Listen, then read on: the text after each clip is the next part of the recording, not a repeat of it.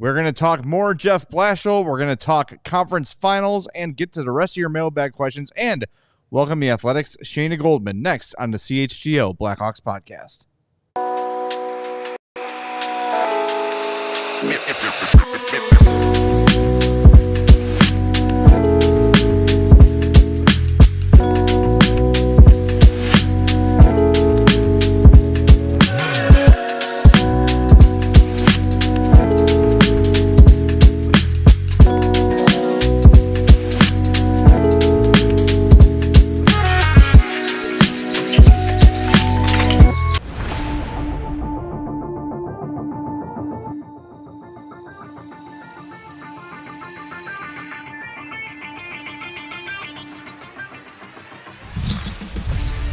Happy Tuesday. Welcome into the CHGO Blackhawks podcast. I'm Jay Zawaski. That's Mario Tirabassi. Steven is over there, descending from on high to produce the show. We are blessed to be in the presence of Steven. Are you going to do this every time? Yes, absolutely 100%. Every time. I've been producing quite a few of these lately, too. Well, we're blessed. We are so blessed. Hey, we're going to welcome Shayna Goldman from The Athletic in here in a second, but before we do, please do us a favor. Hit that like button for us. Make sure you are following us on your favorite podcast app. And, of course, subscribe to our YouTube page. And if you're feeling generous, just rainy day, kind of crappy out, you're probably sitting at home, leave us a 5-star review on Apple Podcasts or Spotify. Feel free to roast us in the comments as much as you want, but just make sure it's 5 stars. All right? Yeah. With that, we're going to bring in the Athletics' Shayna Goldman. Shayna, thanks for taking time out of your very busy schedule here with the playoffs and the draft and everything coming up to join us here on CHGO Blackhawks. Welcome. Hey, thanks for having me. Of course. Well, let's get into the hot topic among Blackhawks fans here. I saw you wrote about it a little bit with our pals Scott Powers and Mark Lazarus for The Athletic. Jeff Blashill, it seems like a matter of time until he is named the Blackhawks head coach. And I will say the reaction in Chicago has been at best kind of a meh.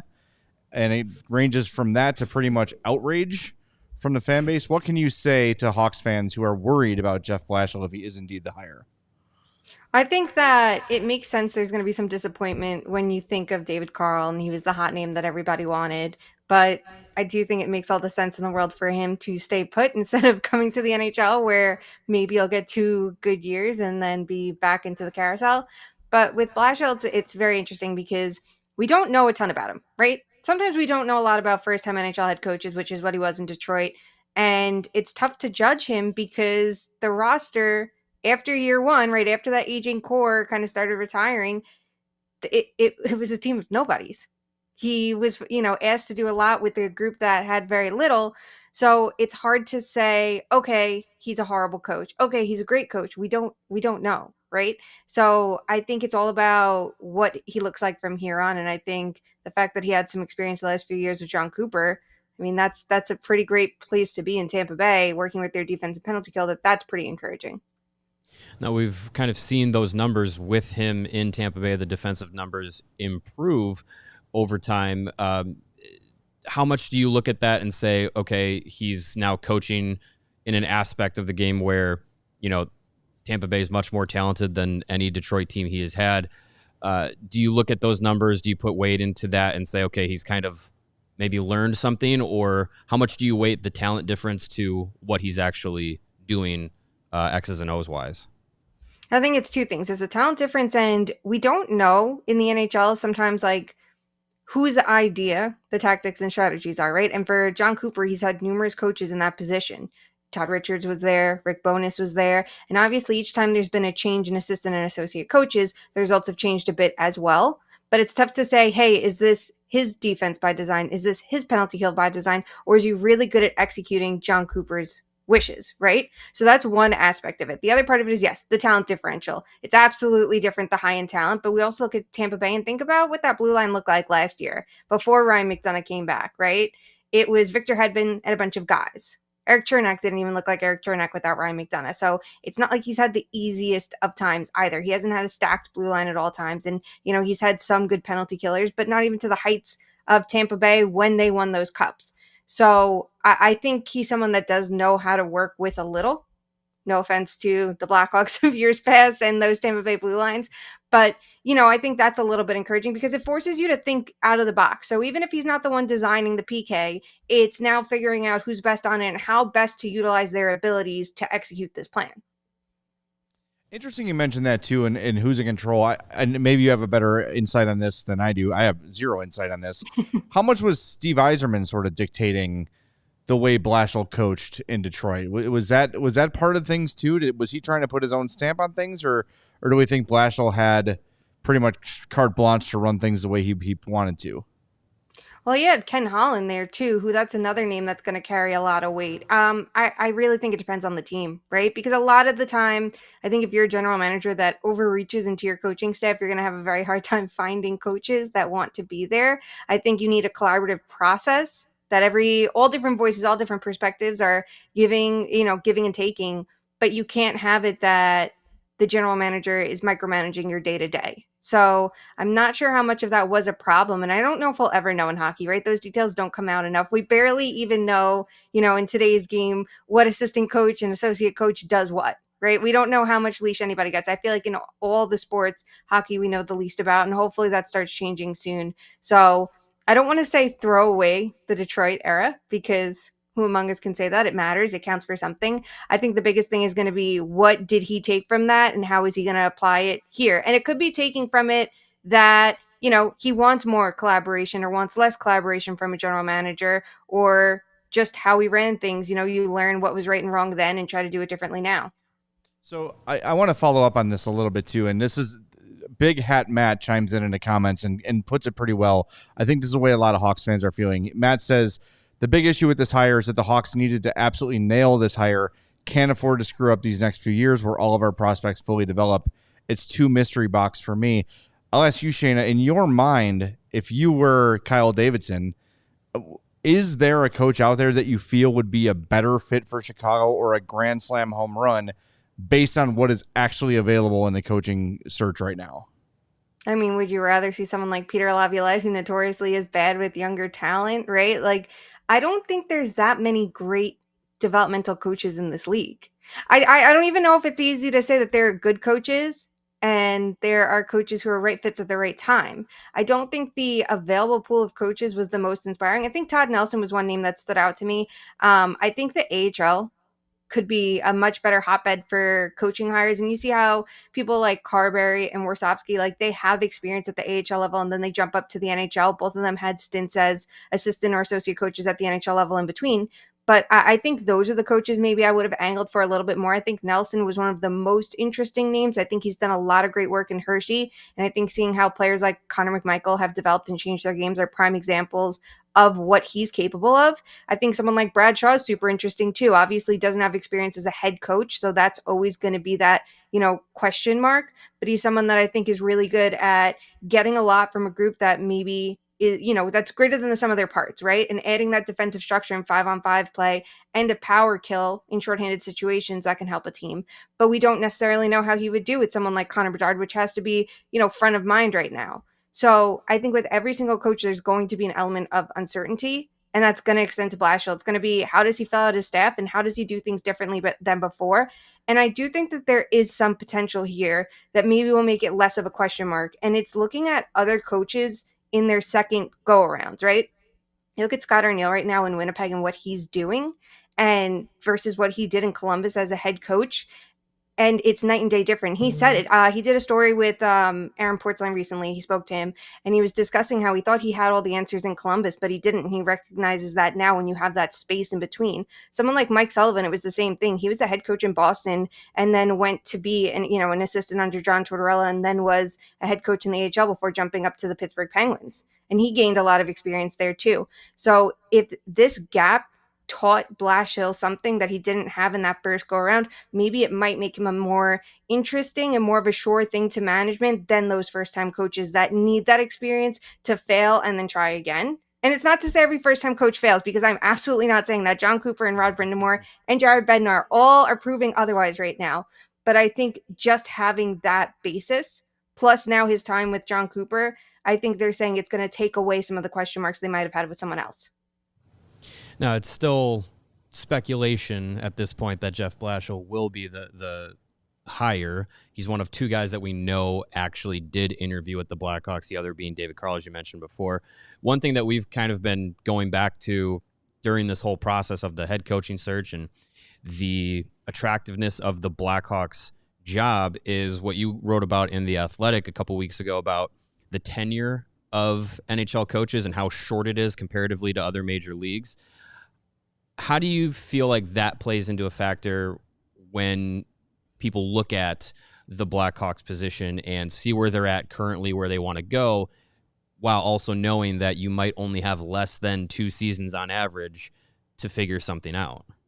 Yeah, the average tenure of an NHL coach has dropped dramatically. You look at it when John Cooper was hired in 12-13 when he was promoted midseason. At the beginning of that year is 3.25 years, and it's dropped to 1.99 right now. And that does account for zeros that a couple teams have. But guess what? When they hire someone, they're going to start at 0. So we count all 32 for those reasons.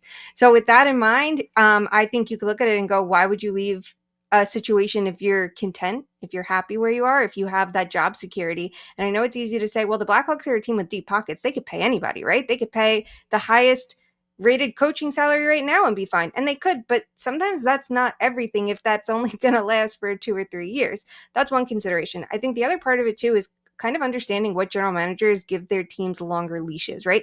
Because we see general managers have a much longer average tenure than NHL coaches right now. But I think the other part of it too is you can start looking at those tendencies, right? So if you're contemplating a job with Colorado, say Jared Bednar's not there, you might feel a lot more comfortable with that job because Colorado, between Sakic and McFarland, have been very happy with their coach for a long time. Same goes for Yzerman or Breezeball, right? When they were in Tampa Bay, they kept John Cooper for a long time. They also happen to be elite head coaches, so it's not the perfect measurement, but I think it's just having that, stability, having a little bit of an idea and trying to predict and control as much of your future as you can versus the Blackhawks, where we're seeing a lot of changes so far. And I don't even think anyone would knock them for saying, okay, we have an interim coach and then you're making another change again, right? Because he was an interim coach for a reason. Everybody knew that was a potential, temporary spot, but it's longer than that. You look at everything Kyle Davidson has done, everything the Blackhawks has done, and you might look at it and say, okay, maybe this isn't the best fit for me, especially because you might not walk out of there with a stronger identity than you had in the first place, right? Because the roster is what it is. So Blashill, we look at Detroit and we say, well, what did he do in Detroit? Well, his roster is terrible. Okay, well, who's going to do something in Chicago? Yes, there's a lot of talent there, but at the end of the day, this is a lot different than a team that's close to the playoffs, like in a Montreal position or a bona fide contender. It's really good stuff. Shayna, do you have, I know we planned on one segment, but we're already at our first break pretty much. Can you stick around a little bit longer? I hate to put the pressure on you on the show. And no is an acceptable answer if you can't stay. I can stay. I have a hard out in 10 minutes. Okay, perfect. Let's hit the break zone real quick, and we'll come back with more with Shayna Goldman in a second on CHGO Blackhawks. And if you're looking to chill out this summer, Sunnyside Cannabis Dispensary is your home for judgment-free cannabis shopping, a place where all kinds of visitors are welcome to explore, discover, and purchase a wide array of high-quality products. Sunnyside is your one-stop shop for all of your cannabis needs. They have expertly curated menu with over 100 strands to choose from, plus easy online ordering and in-store pickup. If you're starting out, Sunnyside has experts that will guide you through your first steps of your cannabis journey. And if you're a pro, then they've got you covered with, again, a fully curated menu with over 100 strands to choose from and new ones added daily. So visit sunnyside.shop for bright buys every day, including 50% off of your first 3 online purchases when you use the promo code CHGO. That's HICHGO at checkout. Exclusions do apply. Sunnyside Cannabis Dispensary, bright buys every day, only for those 21 or older or Illinois medical card holders. And if you've ever tried to buy a home, get a loan, or just deal with money stuff in general, you know it can be a lot. That's why we're telling you about the Rate app, and it's seriously a game changer. You can get pre-approved for a mortgage in minutes without the need to jump through a million hoops. And if you're thinking about a home equity loan or a personal loan, you can secure one in under 15 days. The Rate app also helps you find the best homeowners and auto insurance based on what you actually need. The whole thing's powered by AI, So it's smart and saves you time and money. And here's something else. They've added over 800 free wellness videos, meditation, breathing exercises, stretching, basically tools to help you feel better mentally and physically. So if you're stressed out about a loan or your mortgage, just let the Rate app handle it. Once that's covered, you can hit one of their free wellness videos to chill out. It's one app that helps you with both your wallet and your well-being. Download the Rate app today to get started. All right, back with Shayna Goldman. Got to talk about the conference finals ahead here. Really feels like we're headed towards a Dallas-Florida Cup final. Those two teams feel the strongest, but I have a little bit of faith. Don't count out those boring Hurricanes. Carolina seems, and every time I say this, the team gets eliminated. But man, Freddie Anderson's been great for them, and that's kind of seems like it's always been kind of the thorn in their side has been the goaltending. I think Carolina's got a shot here. What do you think, Shayna? Yeah, I think this is a really, really tight series because, like, on paper, the Panthers look like the better team because they have more star power, right? They have Kachuk, they have Reinhart, they have Barkov. You go through the names and rattle them off and go, okay, easy pick, right? And they've been here before. They've made it to the Stanley Cup final 2 straight years. They want to make it 3. So there's a reason why I think we're all going to look at this and go, it's probably going to be the Panthers. But we can't, shortchange the Hurricanes and what they're doing. And I think the star power factor is interesting for them too, because, Aho and Jarvis and Svechnikov on paper, when you include the regular seasons, and you have to, I know everybody just wants to look at playoff numbers and say that's it, but there were 82 games before this for a reason, right? And years before that too. Their numbers don't add up to what Barkov and Reinhart and Kachuk bring on paper, but we also know the game's not played on paper, right? And Svechnikov, I think, has rebounded from a tough regular season. He finally looks like he's back on that verge of stardom, which he was before he tore his ACL. And Jarvis and Aho are still playing really well. And the other part of it is I think Kachuk isn't playing his best just yet, right? He scored a bunch against Tampa. Some of it was on the power play, which I think allows someone coming off injury a little bit less movement so he can play to his strengths. So I do wonder what he does in this series because below the surface, he looked pretty good against the Leafs, but I don't think he was as much of an impact player as the Panthers are going to need him to be. On the Western side of things, Dallas, I mean, is this finally the year that they break through and make a lot of people look smart for picking them to get to the Cup final? As they've been built like a contender for so many years, but lo and behold, you got the Oilers in front of you. Yeah, the Stars have a little bit of everything, right? They have star power. They have 3 scoring lines. They have a 4th line that they can, deploy when they need to. Their defense is finally healthy. They're going to start with Heiskanen and Harley together. They can always split them up, so you have 2 puck movers on different pairs.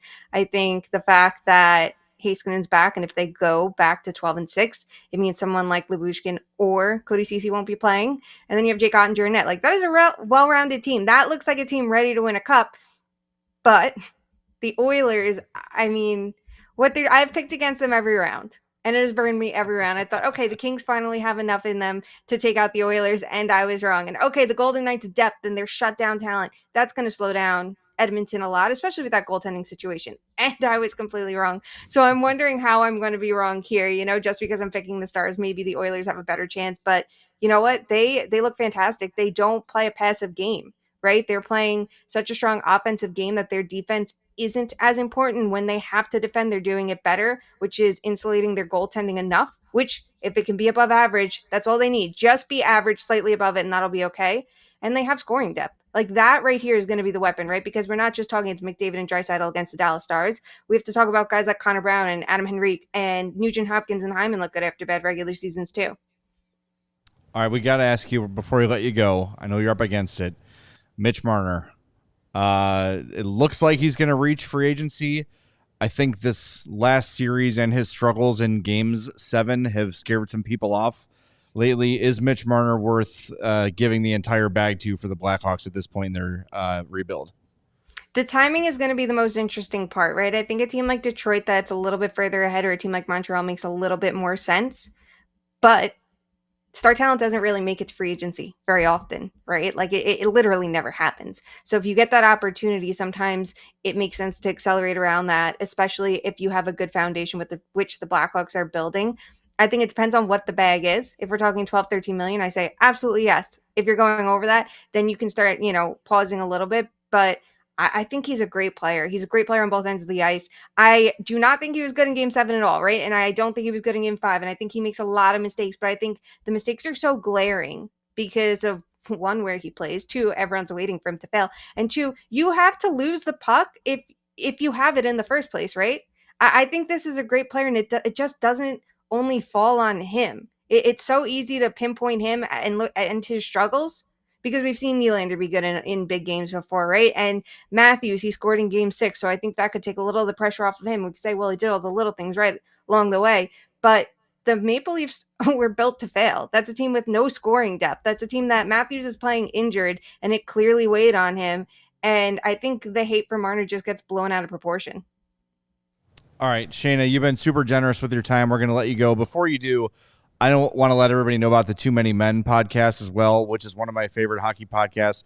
We all listen to 32 Thoughts and Daily Faceoff religiously for trying to hear whatever news pertains to your team. But in terms of hockey conversation, I love the show that you three do on Too Many Men. I listen to it all the time, and I encourage. We've gotten so many compliments about this interview. If you like what Shayna's bringing, check out the Too Many Men podcast. It's excellent. One of my favorites. So thank you for your time, and hopefully we can catch up again soon. We are being told to catch up with you more often, so we have to. Yeah, thank you so much for having me. We'll do this again soon.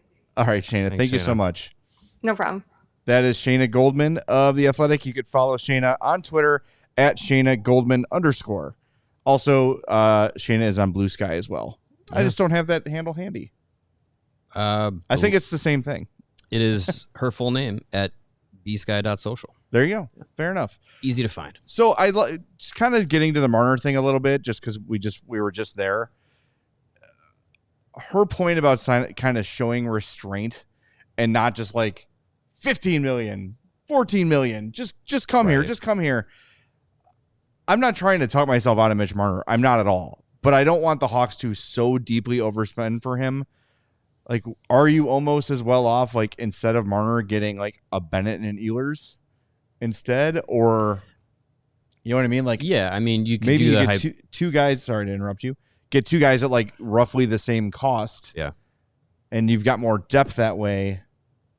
I just don't think you're getting both of those guys at Marner's contract. If it's 13 or 14, I don't think you're going to get Ehlers and Bennett, especially the way Bennett is showing. But if you get those two valuable. If you get those 2 for 17 versus Marner at 14 or 15.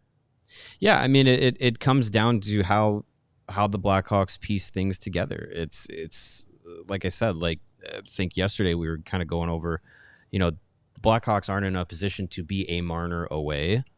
Like, it's still pieces have to fall into place. Guys have to develop. When we talked to Duncan Keith, it was, he talked about those Blackhawks teams prior to the Cup run, the additions of the young guys that came in that paralleled with his development, Duncan Keith's Brent Seabrook's development, Patrick Sharp, getting traded for and then elevating his game. Even, Martin Havlat played a role in those teams getting better because he was a guy that could elevate that team. Then you replace him with Marian Hossa. That's another step up, and things go on from there. So if Marner is like piece 1A from outside the organization to put things together, and then there's other things below him that Kyle Davidson pieces together, he's got to make the money work. Other Blackhawks are going to need new contracts, especially the young guys, the important ones moving forward. That all has to piece together, but there is a way in which you can piece that puzzle together with Mitch Marner making 13, 14, whatever it is. But I think, that's one route to go. You could go with, let me get Bessers and Bennett or Ehlers and whoever, and that's part of that piecing it together. And as, Shayna mentioned, and as we've seen with the Maple Leafs over the years, depth scoring in the postseason is like the best route to go. If you're too top heavy, if you get shut down. That was the Oilers' problem for a few years, was they're just so top heavy with McDavid and Draisaitl. You stop those 2 guys, you're fine. And that's the Leafs. You stop, 3 out of the 4, Matthews, Nylander, Marner, Tavares, like You stop those guys, you're fine. So that's going to be what the Blackhawks need to do down the road is build up a team that can be, you got your elite level players, but you also have enough room to have some scoring depth, have the right pieces in place. Easier said than done, but I think there is a route to do it with Mitch Marner. I think the interesting part of it is a lot of what is being held against Mitch Marner is his playoff performances. And fair, not fair, how much of it, whatever, fine. Does Mitch Marner get you to the playoffs faster or get you in playoff contention faster than a Sam Bennett might and a Nikolai Ehlers might? Because like Shayna said, guys like Mitch Marner never hit free agency. Right. That never happens. And I'm not taking anything away from Bennett or Ehlers or Besser or anything, especially Bennett. But Marner's a different level than those guys. That is a different level of player. And look, you could talk about Sam Bennett's impact in the playoffs. There's no doubt about it. I do also a little bit think Sam Bennett is a product of the team he's on, where they're super stacked, super loaded, and he's just another great forward on a team full of great forwards. I feel like if Sam Bennett comes here, he's not going to have the individual impact on the Blackhawks that Mitch Marner will have. And I don't see a guy like that coming available via free agency anytime soon. People keep talking about Kirill Kaprizov. He's been very clear that he's not leaving Minnesota. He wants to be there. Minnesota has a crap ton of money coming off the books with the Parise and Suter deals going away, Marc-Andre Fleury retiring. They've got money to make it happen. They can extend him July 1st, can't they? Because he's a UFA after next season. Kaprizov? I think so. They can start negotiating with him. I believe you're right. July 1st, just like you can with like Connor Bedard and those guys with the Hawks. So I think that's going to happen. I don't think Kaprizov is reaching free agency either.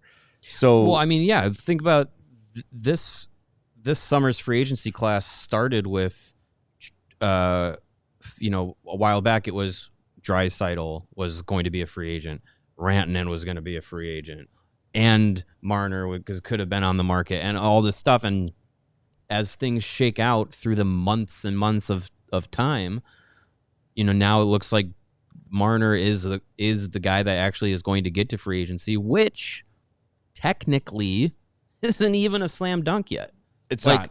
The Leafs could inconceivably run it back again. They could do that. That is an option for this Leafs team. It would be a bad choice, I think, but it is a choice on the table for them right now. I don't know if you can, especially with Marner, but yeah. So it could happen. I think to the point of like these A-tier players don't hit the market all that often. You have to try and jump on it. And yeah, he immediately raises the level of the team. I think one thing to consider, and I am like you, I'm not talking myself out of Mitch Marner, but it is one thing to consider when you look at this Blackhawks team, how influential they can be, this young group especially, about the mentality and the culture of the team.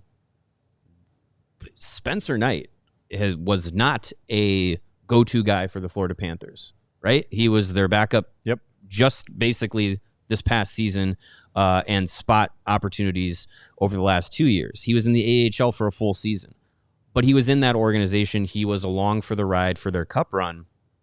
And just him coming into the organization, having that experience and being around that culture was like a sticking point with him, or not a sticking point, but a key factor of like him coming into the room as a young guy with the rest of the young guys and being like, hey, this is what was taught. This was how guys prepared. And that's what needs to happen for this team to be successful. With Marner, and it could be a media thing. It could be a fan thing. It could be a real thing. I don't know what to make of the Maple Leafs atmosphere anymore. But the mentality of getting it done in the playoffs, being aggressive, being that like killer instinct, there's questions about that. And with Bennett, there's not. And not at all. I think that's another thing is where guys are coming from, what that impact can have. Of you bring in a top free agent, they're going to have say in the locker room, So I think that's a factor too. Like whose voice are you also bringing in, not only on the ice but off? That's key. That matters. And look, I don't know if Mitch Marner comes here, if he has to check every single box. And I think you could be pretty clear with him of like, hey, we don't need you to come in here and be the captain and be the number one guy talking to the media. Just come here and play your game and help us get better. And I think that could be very appealing to him. All right, back with more on this. We'll get some of your mailbag questions in as well, and your super chats, of course, coming up next on the CHGO Blackhawks podcast. And just like your favorite team needs a home court, home field, or home ice advantage, your home needs a home floor advantage. And Empire Today can help you get that advantage. Empire Today has flooring experts, dedicated flooring professionals who focus on flooring every single day. We might need new floors on the other side of the office here. Something just got dropped. I hope everyone's all right. But if we're talking about floors, we're going to get our friends from Empire to come in here and fix whatever just got dropped on our floor. And we've all been to those big box stores where you wander endlessly through the aisles. You're hauling all of the materials home, and then when you get there, you're like the people on the infomercials with the car wash equipment. Oh, You're yeah. like, whoa, you drop it all over. Yeah. Then you got to go through the phone book and look for an installer. The phone book, Stephen, was this book. It's huge. Lots of pages and numbers. I turn 32 tomorrow. I'm not that young. But you have to look for someone to install it, and then you say, you know what, this is too expensive. I'm just going to do it myself. Then you spend endless hours watching DIY YouTube videos to find out you can't do it yourself. Now you got a hole in your floor, and eventually you call Empire to fix all of your mistakes. Get that out of here. Don't go through that crazy process. Just call Empire right away and get your floors done right. You can schedule a free in-home estimate today because some things are just better at home. CHGO listeners can receive a $350 discount when using the promo code CHGO. That's right, a $350 discount with the code CHGO. Restrictions do apply. Visit empiretoday.com/CHGO for full details. And whatever the sport, the app to bet is CIRCA Sports Illinois. CIRCA Sports, it's sports betting the way it should be. CIRCA Sports Illinois has high betting limits, low holds, and exceptional customer service. Bet on all your favorite teams in every game this season. Spreads, props, futures, or in-game, CIRCA Sports has it. Fund and bet like a pro from anywhere, anytime in Illinois. The conference final is upon us in the NHL. Who do you like? Which bets are you watching? I'm kind of might take a stab at the Carolina Hurricanes to not only win the Eastern Conference, but win the Cup. I might. Got to get pretty solid odds on that. Download your new bookie today at circasports.com. Must be 21 or older. Gambling problem? Call 1-800-GAMBLER. To the Super Chats we go. First up, we've got Brandon Sikora with a $5 Super Chat. Says Brent Seabrook was a coaching name brought up a lot during the last head coaching search. Can we see him make a jump to the NHL as a coach? Is an assistant? Eventually. Sure.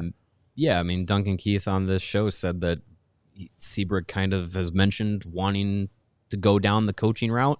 Currently, he's coaching children, so it'll need to be a progress up to the NHL. But, yeah, I mean, we've seen thousands of former players be head coaches, almost exclusively former players become head coaches. So, yeah, I don't think there's anything to say Brent Seabrook couldn't go that route. I know he's been an assistant or at least an advisor with the Vancouver Giants in WHL. Maybe he gets the elevated role soon with that club or elsewhere. I could definitely see that being possible. And I'm not saying this to Brandon by no means. I feel like there's a part of the fan base like, you can't hire Jeff Blashill. He was a failure in Detroit. Hire Andrew Shaw as a head coach instead. It's like, let's hire my favorite former Blackhawk. Yeah, like let's focus in here. That said, they should interview Tuomo Ruutu from the Florida Panthers. Okay, DJ Schnell. Yeah, he's actually on an NHL bench. Assistant. A guy on Twitter was fighting with me today about Jamie Compon. How come Jamie Compon's not getting interviewed? Like, well, he's been an assistant for 40 years and he's never gotten a head coaching job. That might have something to do with it. I don't know. Some guys just like being the assistants. I guess. DJ says, I just want to take this opportunity to say Nazar is on fire. Yes. If the Hawks trade up for another top 10 pick, what will it cost and who could they target? First off, yes, Frank Nazar, 2 goals today for Team USA. He finishes the group stage of the World Championships as Team USA's top point producer. 6 goals, 11 points in 7 games. Was named player of the game today for Team USA in their win over Czechia. Both of his goals was just being in front of the net and the puck bouncing off of you and going in. Funny how that works sometimes. Yeah. So now they were on the power play, but still, that's where you got to go to find those kinds of goals. He's been incredible for Team USA. Not bad for the 14th best prospect in the Blackhawks system. That's really a feather in the cap to go to that tournament, which again it's not the Olympics, it's not World Cup of Hockey, it's not Four Nations, whatever. But it's still a upper level international tournament that features a good amount of the elite players in hockey, and to go there to play that well at that age, that's impressive. So I'm excited to see what him and Vlasic do for Team USA as they go into the quarterfinals. Teuvo has been playing pretty well for Finland, had that 6-assist game. They're heading into the quarterfinals as well. 6 primary assists. Right, yeah, 6 primary assists. And Lucas Reichel got hurt. Arvid Soderblom, he's just along for the ride with Sweden. I think he's dressed. He hasn't played yet. So looks good though. Looks the Sweden great. uniform looks awesome. I could look great in that Sweden uniform. I did kind of allude to Corey Pronman calling Frank Nazar the 14th best Blackhawks prospect. I know he has like since walked that back. Yeah. But I do think it speaks well for the Blackhawks system that he was able, a guy who is one of the most respected prospect analysts, to justify 13 players that he thought were better than Frank Nazar currently in a Hawks system. That has to make you feel pretty decent about the Hawks system. Yeah. Regardless of where you have Frank Nazar in it. Many have him at the top, which is fine. If Corey Pronman thought there were 13 guys better than him, the Hawks are going to win multiple Stanley Cups. And we're talking a minimum 8, Pete. Yeah, I hope so. Let me ask you something, by the way. I heard this on Morning Cuppa with Johnny Lazarus and Colby Cohen, and Frank Saravalli was on there. Yes. And they were talking about Brad Marchand and how incredible he has been for the Florida Panthers. Yes. And they mentioned that in his career, he has only, air quotes, made $68 million. Which is, for a guy that has produced as much as he has, that has had the success, the leadership, all that stuff, that is not a lot. Like, they compared him to Matt Duchene, who'd made like $20 million more than him. And there was one other name kind of comparable. I forget who it was. Could this summer be where Brad Marchand says, I want to cash in? At age 37? At age 37. He has been effing awesome for the Panthers, especially against Toronto. I don't think it would ever happen. Yeah. However, there's a team with a lot of money to spend that wants to improve the culture and bring in some immediate help, maybe on a short-term deal. Would you take a look at Brad Marchand for big money with the Blackhawks for a couple of years? He's going to want to go to a contender. I know that it's a pipe dream here, but just for the fun of the conversation. That's absolutely the kind of guy that you would bring in, that I would be happy to give the, Foligno and Martinez treatment of like, here's a short-term contract for a boatload of money. Here's like double the money you're going to get anywhere. come in here and like beat into the brains of these young kids what it takes to succeed at the highest levels. Yeah, I'd absolutely do that for Brad Marchand, but I think, he's going to want the chance to compete to close out his career. It's never gonna. I'm Steven. I appreciate you putting the graphic up there. Yeah, I don't think it'll happen. But I was just looking at like his cap hits over the years to get to the $68 million. Yeah. His entry level deals, it's the rookie deals, but he had a $2.5 million cap hit in 2011-12 and the 2012-13 season.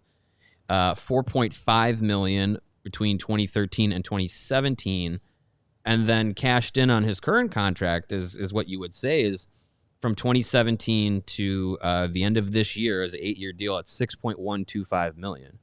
$6.125 million in the summer of 2017, holding more weight than it does now.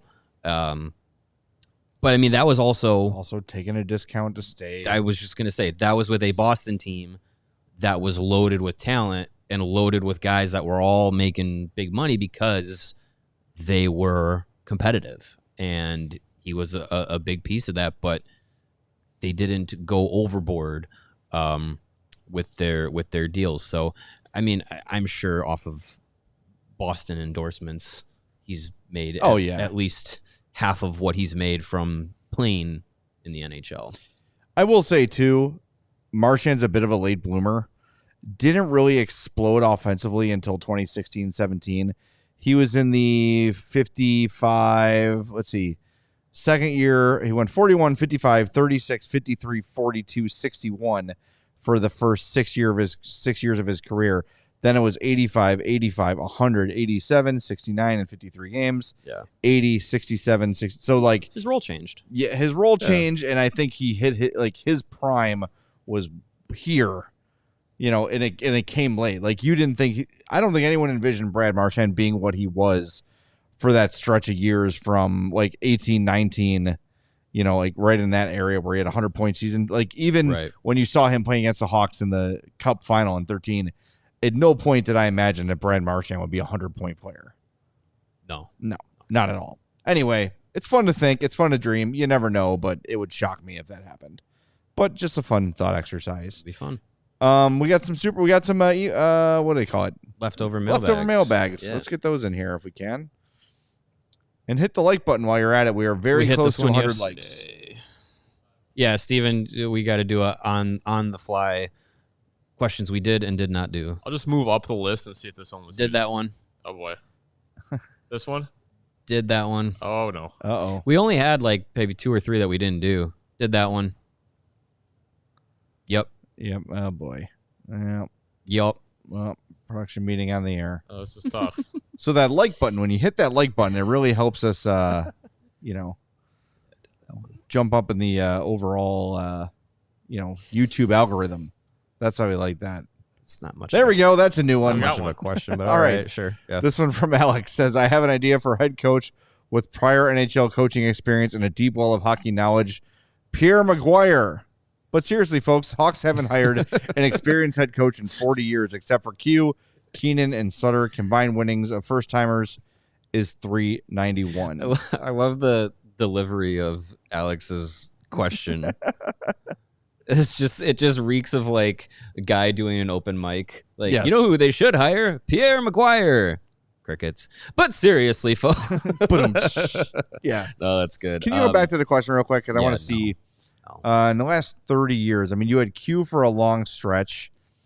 You had Keenan for a long stretch. You had Brian Sutter for a long stretch. He was experienced. Mm-hmm. So you're talking about first-time coaches. I assume that Alex is using Anders Sorensen and Derek King in that. Also, Alpo Suhonen. Like Dennis Savard, Trent Yanni. You have to look at the context of where the teams were then, right? Like, right. All of those guys came in to coach teams that were either flat out bad or rebuilding. Alpo Suhonen was a disaster. That doesn't even need conversation. I'm sure Jeremy Colton is in that consideration too. That one's a little more kind of, I think, what he's talking about of you had a team that you thought was still ready to win and you brought in a first-time coach and it didn't work. And I think the main reason it didn't work with Jeremy Colton was because of when he was brought in. Right. And you look at Keith and Seabrook and Taves and Kane and all these guys who are well-established, superstar, 3-time Cup winners, and in comes this child who is younger than some of the guys on the team and is like, I'm Captain Hardass, my way or the highway, and they're giving the old wank mechanic the second he walks into the locker room. That was never going to work. Never. I do think Jeremy Colliton will get hired again in the NHL, and I think he will have a little bit of success, probably. He's an assistant with the Devils. Yeah. It's just not going to happen here. No. But your point, I see your point. It is always a risk when hiring first-time head coaches, but again, even some of the more experienced guys we named, like Brian Sutter, that really didn't work out either. So, I don't know. It's just coaching hires are weird. It can be a crapshoot. They're very hard to sometimes, predict. Yeah, I mean, you could have the most experienced, successful coach, and if it's not the right group at the right time, like kind of as Shayna was saying, it might just miss. So, not to see. If it's Jeff Blashill, hopefully it's the right coach at the right time. I hope so. All right, let's hit the break zone one final time, and we'll be back to wrap up the show and get more of your questions in on the CHGO Blackhawks podcast. New vehicles are in store at Ray Chrysler Dodge Jeep and Ram. And this is your chance to score a great deal during the Employee Pricing Plus sales event. Head to Ray Chrysler Dodge Jeep and Ram right now on Route 12 to choose from their huge inventory of new Chryslers, Dodges, Jeeps, and Ramses vehicles. And right now you can lease the new 2025 Jeep Grand Cherokee 4xe for only $245 a month. That's $245 for 24 months. Plus, you can shop over 125 vehicles priced under $20,000. With the friendly team of brand experts, the team at Ray, Chrysler, Dodge, Jeep, and Ram is here to help you during each step of your car shopping journey. Plus, since they prioritize affordability, you know you won't overpay for the vehicle you need. And with Ray's price promise, you can shop confidently with no add-ons, no hidden fees, ever. The price you see and hear is the price that you pay. Go check out our partner today to shop one of the Chicago area's largest inventories. Find the right vehicle for you and drive home happy. The team at Ray Chrysler Dodge Jeep and Ram is the only one that we recommend. Don't miss out on the Employee Pricing Plus sales event for huge savings on the Jeep Grand Cherokee 4xe. For more information, visit Ray Chrysler Dodge Jeep and Ram today on Route 12 in Fox Lake or online at raycdjr.com. They've been serving the community since 1963. And although it feels like October today, it sure does. Summer is coming, and no one likes being hot, sweaty, sticky, moist, damp, drippy. No. Well, unless you're like swagged out. I was gonna say, drippy. You can dress drippy. Yeah, you don't want to be drippy. Well, guess what? Summer's going to be here before you know it. Is your home's air conditioning up for the challenge? It better be. Four Seasons Heating, Air Conditioning, Plumbing, and Electric has been serving Chicagoland for over 50 years. 50. Now is the time to get your AC checked out, and Four Seasons experts are ready to help you with AC installation, maintenance, and repair. Guess what? Last year was the hottest year on record in Chicago. The heat index hit 114 degrees last year at O'Hare. Unacceptable. When it's hot and humid, you want to know your home will be cool and comfortable.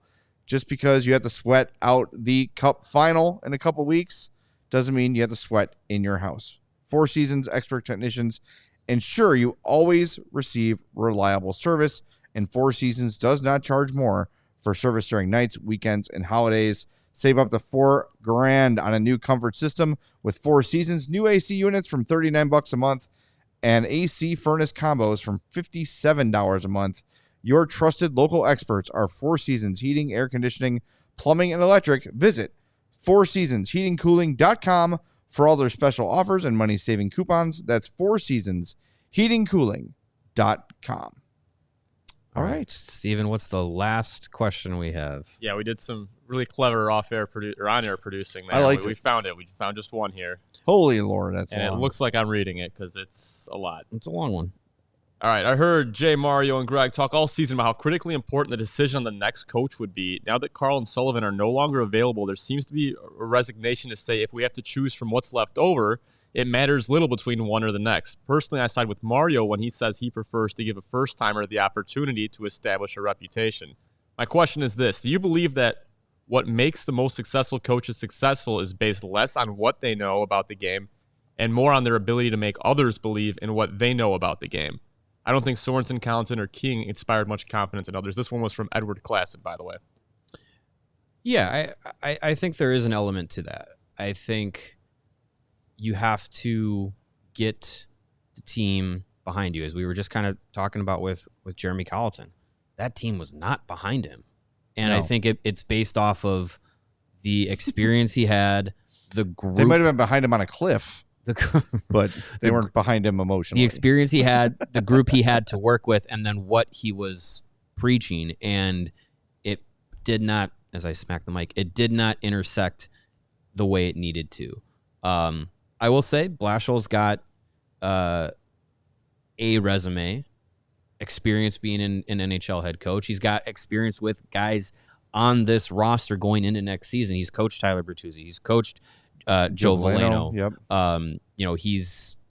I think if he is the hire, he'll have to walk in and present a message that this group can believe in. Any coach would have to do that, but that is part of it. I think I'll speak from experience. It's obviously much different than the NHL, but high school football, my freshman year, longtime coach at the school, was a guy that got the program to state championship games and was someone that I was like excited to play for.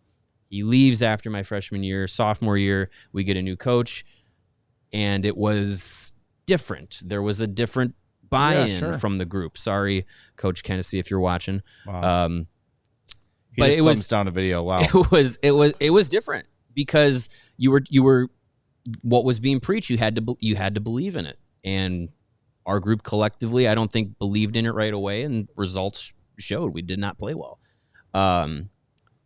So yeah, I mean that is a big factor. You could have the best schematic X's and O's coach who just does not command a room, and guys won't follow him. Well, and I think, we were just talking about like Jamie Compon, and I've wondered why Trent Yawney hasn't gotten job opportunities, and maybe it is that command of the room that they lack where, hey, I can individually work with a guy and help an individual improve, and I can really lay out like, hey, there's 10 seconds left. I'm going to draw up this play. Let's get this late goal. But it's another thing where like there's more to being a head coach than simply drawing X's and O's on a grease board or on the glass at practice. Yeah. And there is more to it. You have to manage personalities. And I think like Luke Richardson, the reason we were so high on that hire, and a lot of people were high on that hire, is first time guy, but worked his way up the ranks, a highly respected NHL player who had to work for everything he had. Mm-hmm. Like Luke Richardson on paper was a perfect fit, but some of the places where Luke fell short were with the team management. Just this year, the Taylor Hall situation was not good. Like Taylor Hall was upset and was verbal about it in the media. And I think another thing Luke's problem is he had his systems and he had the Hawks like they're only down 2-1 or they're only losing 3-2. But you've got your offensive-minded players being restricted, and it was a lack of adjustment. So I think, like Shayna said in the first segment, if you joined us late, please go check out Shayna Goldman for the first segment and a half. It was great. There's things you learn from that first job to the second. Luke Richardson is going to be a head coach in the NHL again. I have no question about it. He'll probably get. Is he joining Tocchet in Philly? Is that happening for sure? Whispers and murmurs of that happening, yeah. It feels like that's happening. Again, Luke Richardson played in Philly for a long time. I think of him as a Flyer. Right. You learn, okay, first go round, not so great. I'm going to go, we're talking about Jeff Blashill now, 7 years in Detroit. He was there for 7 years. Long time. So Steve Yzerman saw something in Jeff Blashill that he liked. I wrote about it for ALLCHGO.com yesterday. I talked to many people that covered his tenure in Detroit, and all of them talk about his communication, attention to detail, good practices, all these sort of things you want to hear. Now he serves 3 years under John Cooper after the learning lesson of the first tenure in Detroit. Regardless of how good or bad the roster was, things were learned. Then he absorbs from John Cooper, and now he's ready for his second chance. And, as the question said earlier, it's got to be a home run hire. There's people in the chat saying the same thing. Unfortunately, the home runs are not available for the Hawks. So now they had to do their due diligence and say, okay, of what remains, what fits best? And when I look at what Jeff Blashill has done, AHL championship, USHL championship, college hockey coach, like he's got a lot of experience with young players, has NHL head coaching experience, worked under the best in recent years. Okay. I think he checks the most boxes of guys that are available. Is it exciting? Not really. No, doesn't excite me. No.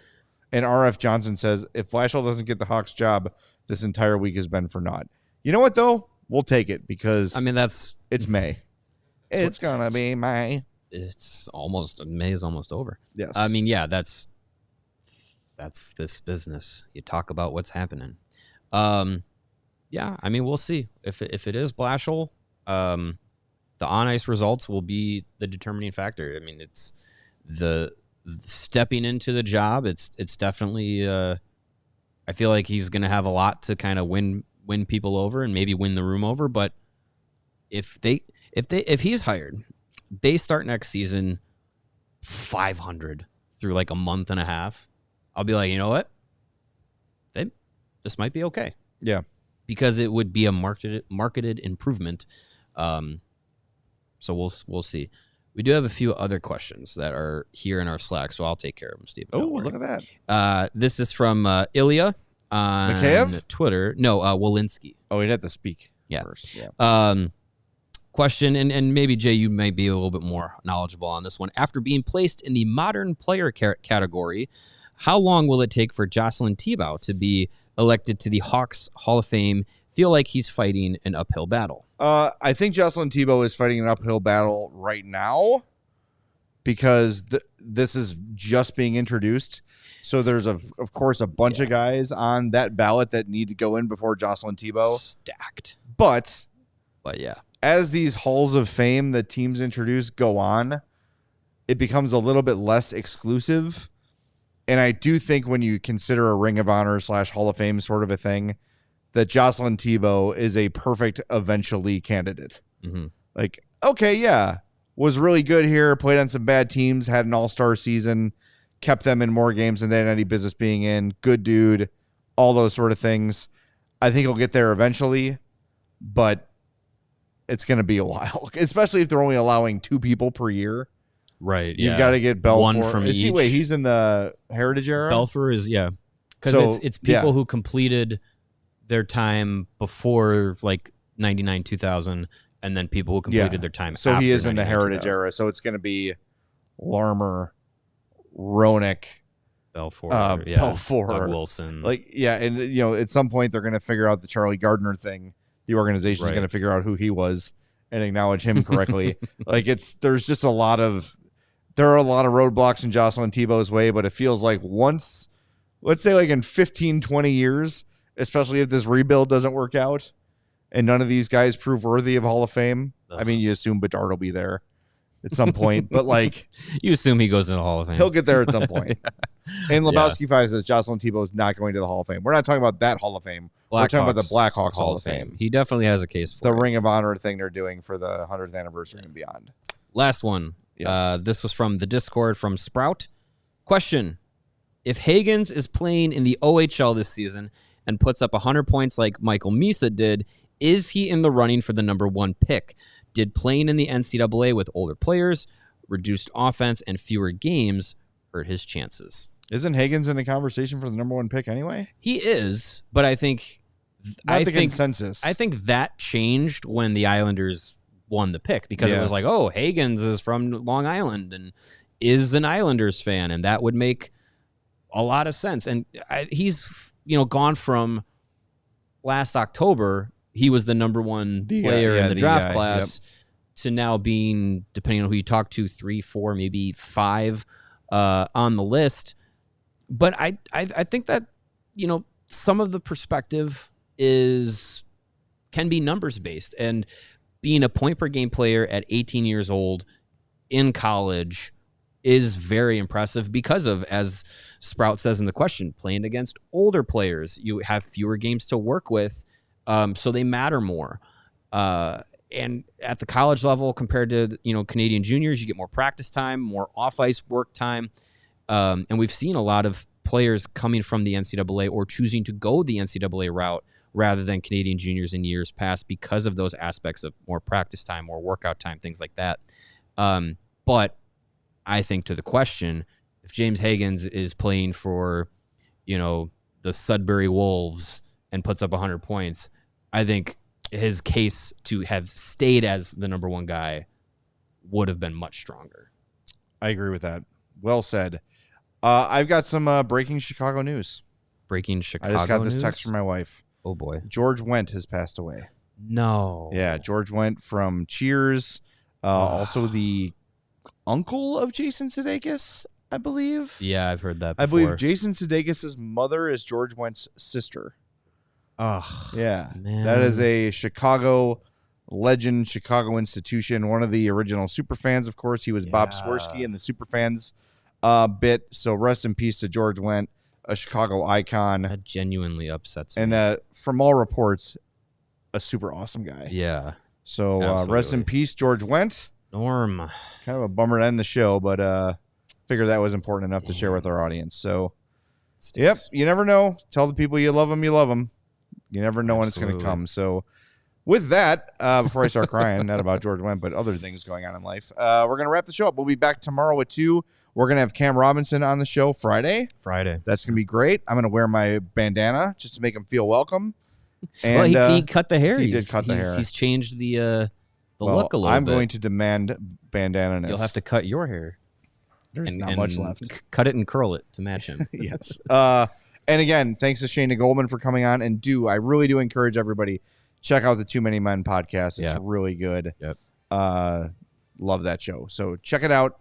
We'll talk to you tomorrow at 2 on the CHGO Blackhawks podcast.